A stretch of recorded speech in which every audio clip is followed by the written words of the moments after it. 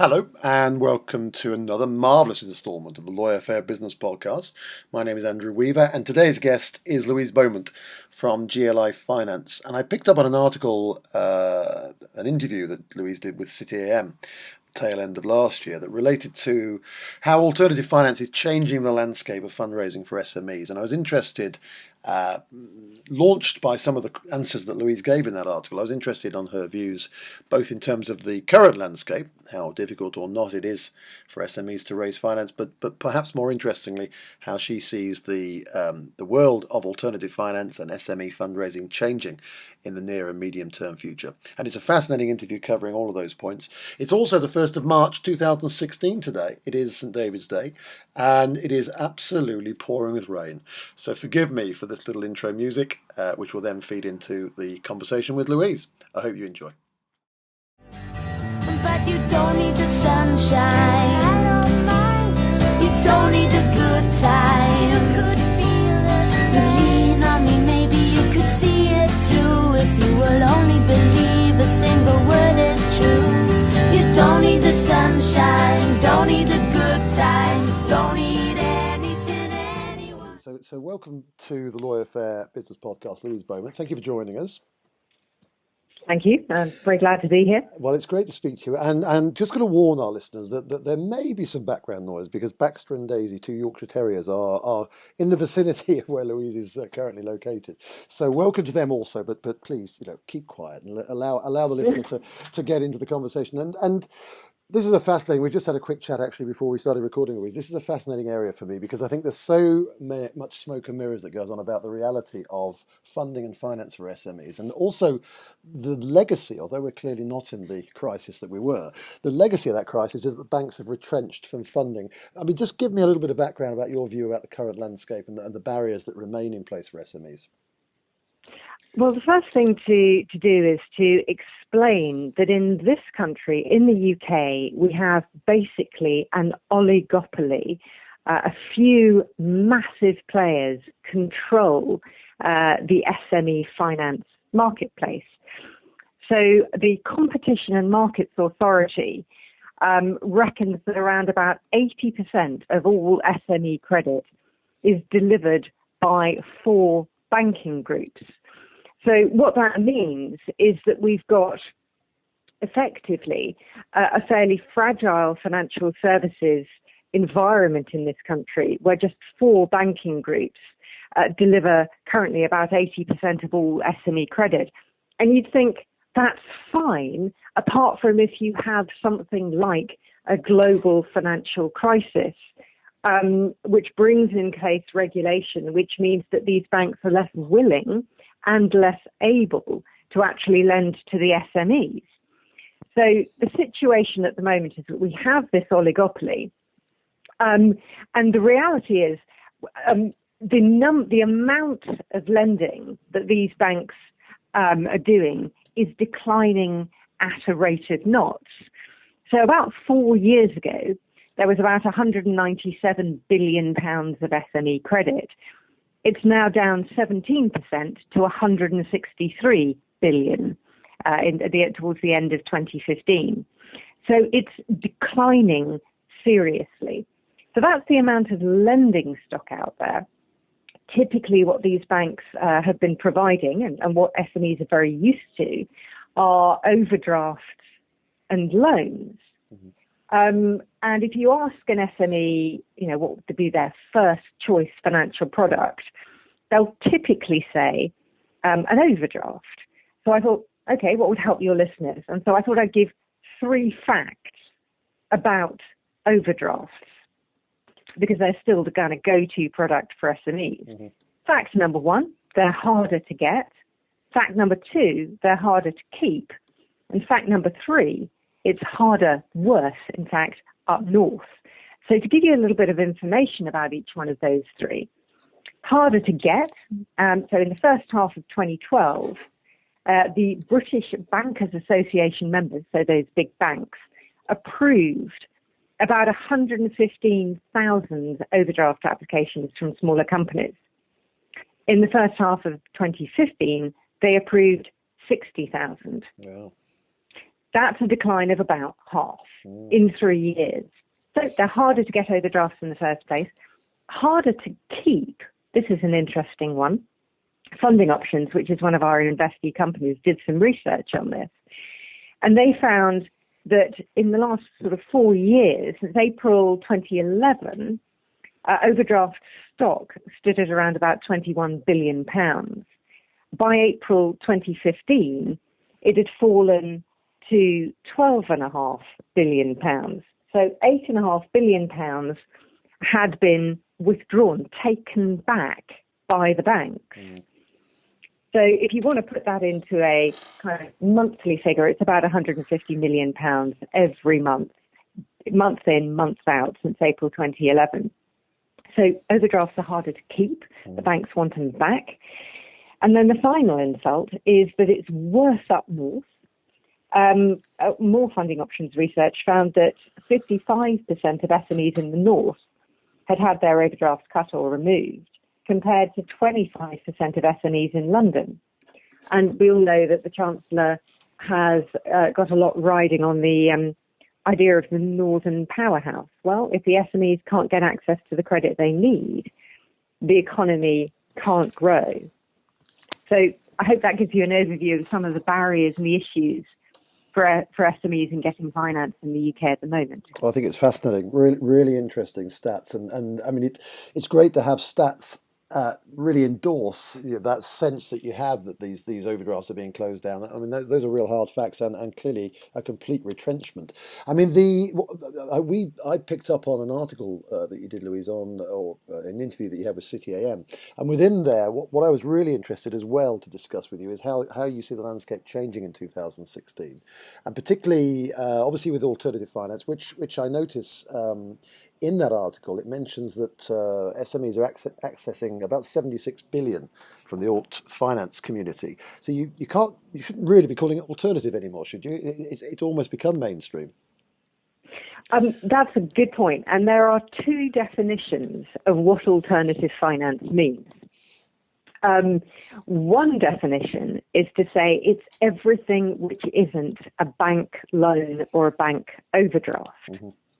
And if you want to take that definition, which includes balance sheet lenders, it includes invoice finance companies, so products which have been around for hundreds of years, or certainly with invoice finance, 40 or so years. If you want to include that definition, non-bank overdrafts and non-bank loans, that is about 46% of current SME credit. If you want to define alternative finance as peer-to-peer lending, marketplace lending, then it's far, far smaller, because these are much newer ways of delivering credit to SMEs. Mm-hmm.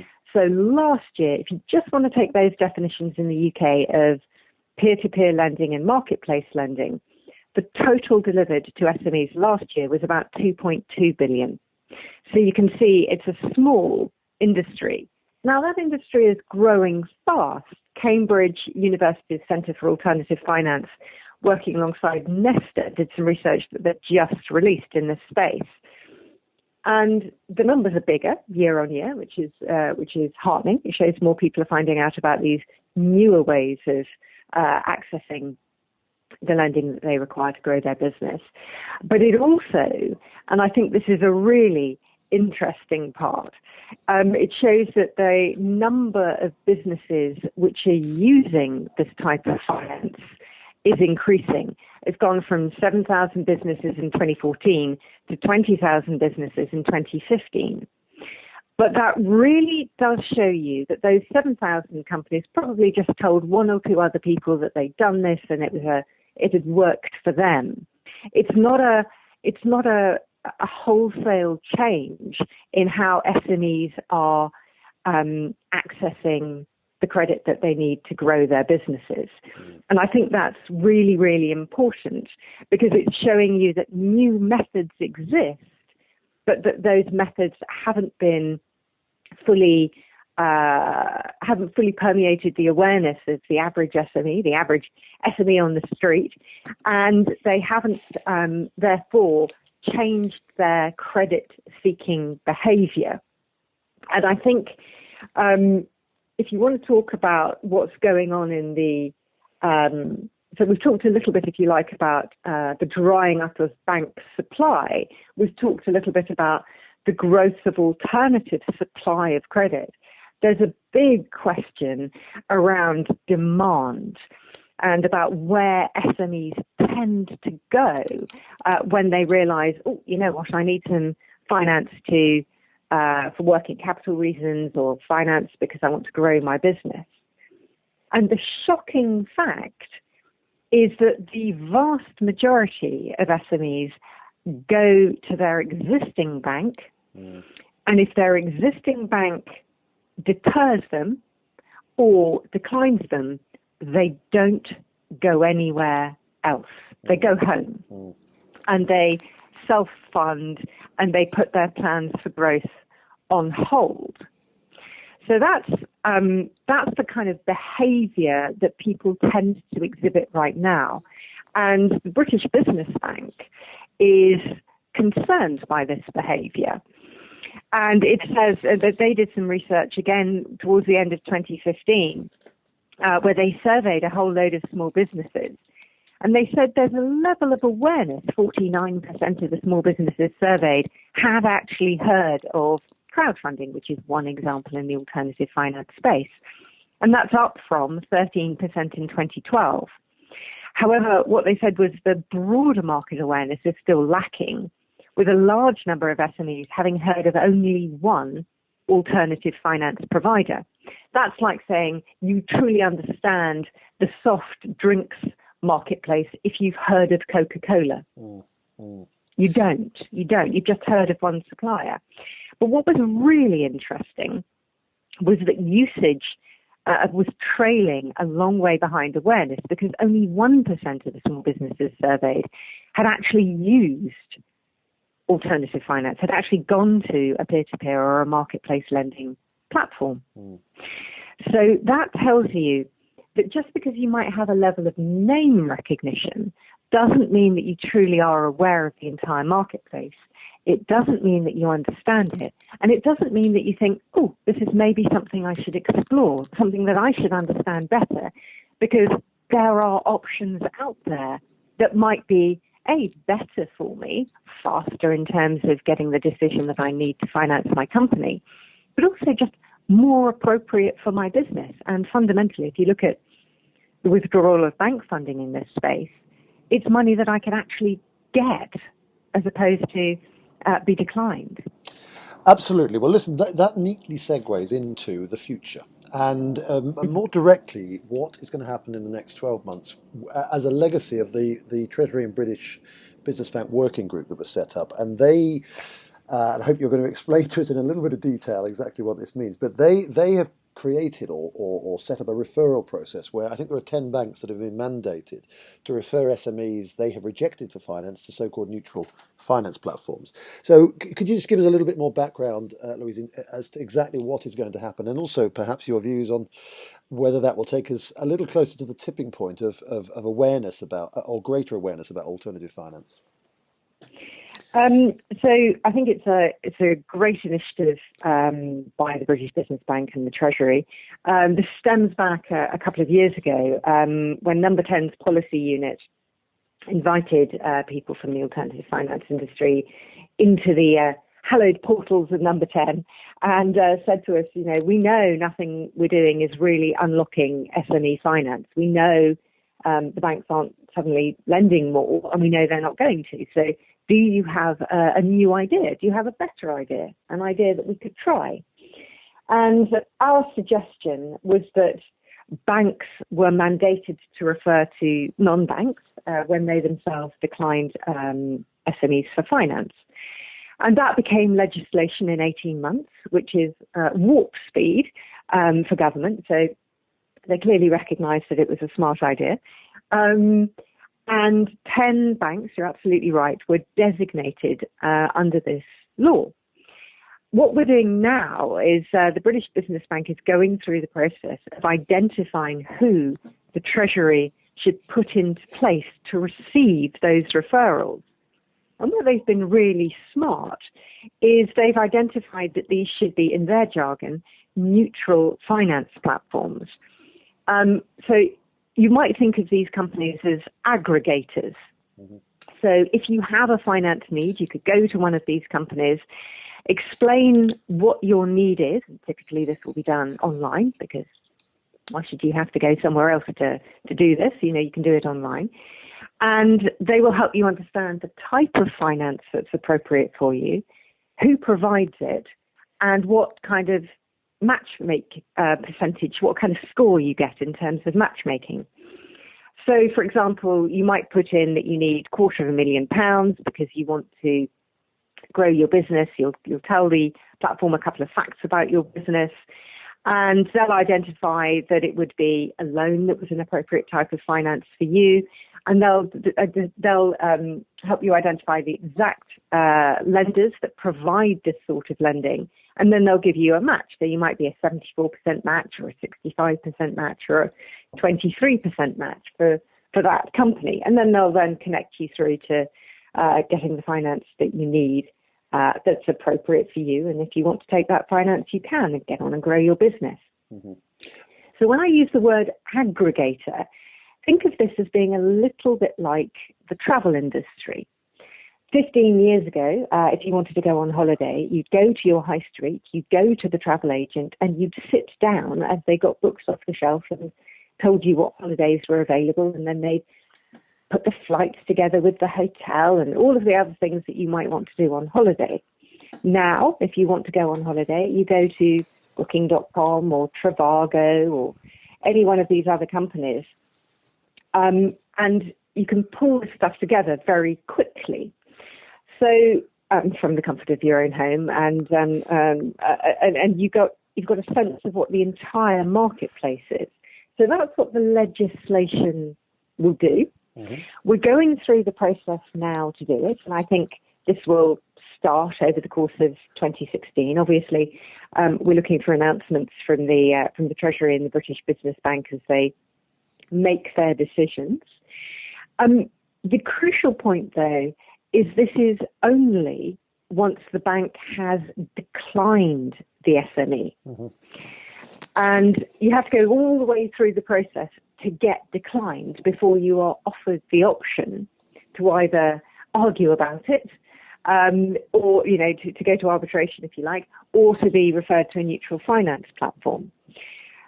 The really important point is most SMEs don't go through the process of applying for finance if they have already been deterred. If your bank relationship manager says to you, listen, we're never going to be able to say yes, so don't put yourself through the agony of the paperwork.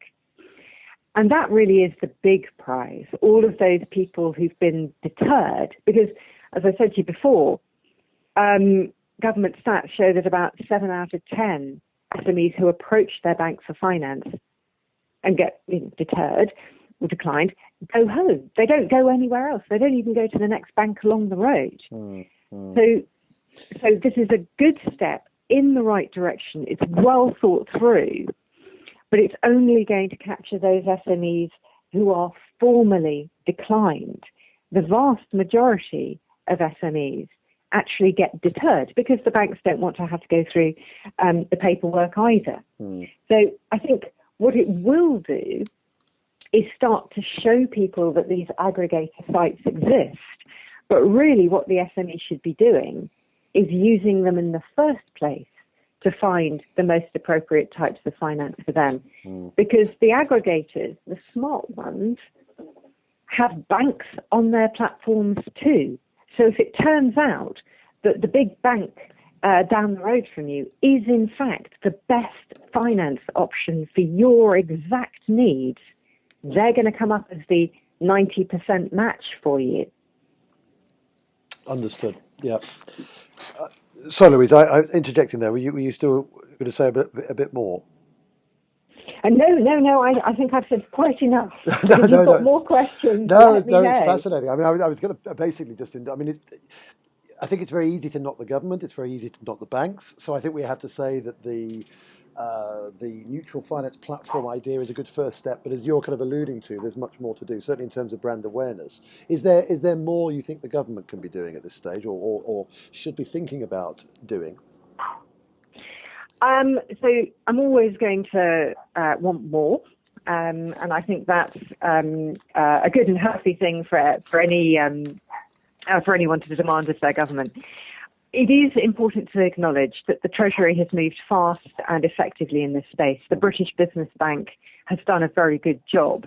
And the other one I want to call out is the Financial Conduct Authority that has been smart about how they've regulated this. We have been calling for regulation in this space, and they have listened and they have acted. So the first thing to say is there's a good dialogue, the ears are open, people are listening, and they are taking action.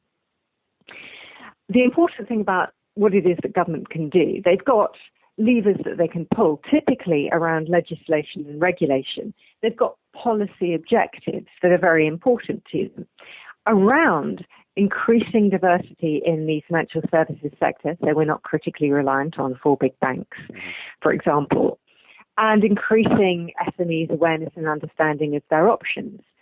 So could the government do more? Absolutely. I mean, one thing that they could do is put in place campaigns around in this area, which are based around what sounds terribly fancy. It's called behavioural economics, and it's a terribly fancy term for a very simple thing. It's all of those little things that help nudge you in the right direction. And these are techniques that the government has used to great effect in, for example, when they put in place things like MOTs, income tax payments, road tax payments, and pensions. So they've helped companies and individuals to nudge their own behaviour in the right direction. And I think that kind of thinking could be deployed to great effect here, not least because the government is obviously one of the parts of the economy that interacts with SMEs on a regular basis, not least through HMRC, for example. Mm-hmm. And the point to mention here is there is a huge prize at stake. There's a huge prize for individual SMEs. So Cambridge did more research in this space. One of the things they looked at was what happened to SMEs who had used alternative finance, who'd used peer-to-peer finance or marketplace lending. And in the research they did, they found out that 3/4 of the SMEs who used this type of alternative finance had increased their turnover. 53% had increased their employment, and 63% had increased their net profit. So it had been good for business. They had been able to do the thing that they wanted to do, which was grow their business. Mm. Now, if you think about what that means for the economy as a whole, the CBI estimated that it could add about £20 billion to the UK economy.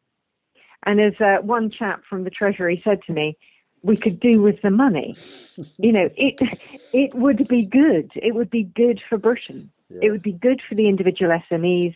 It would be good for the economy. So I think we should never take our eye off that particular prize. This is worth doing.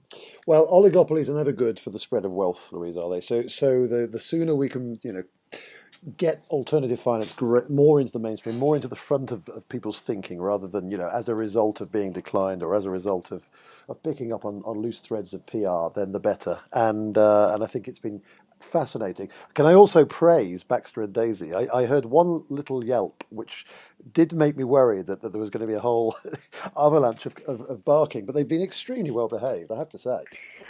Yes, Daisy has been functionally silent, but Baxter has been warding off whoever it is he currently thinks needs to be warded off. Very but anyway, good. Well, I think he's done a very good job. Well, he's seen them all. That's their role in life, and they've behaved impeccably. Louise, if you'd be kind enough just to hang on, because what I'd like to do is just get a little bit more information on the research you've mentioned, because I'd like to probably include a link to those within the information we post with the podcast. But listen, thank you so much for all of this wonderful information. It's been a great podcast. Thank you very much. Thanks, Louise. And that was the LawyerFair Business Podcast. There'll be more again next week. Thanks for listening.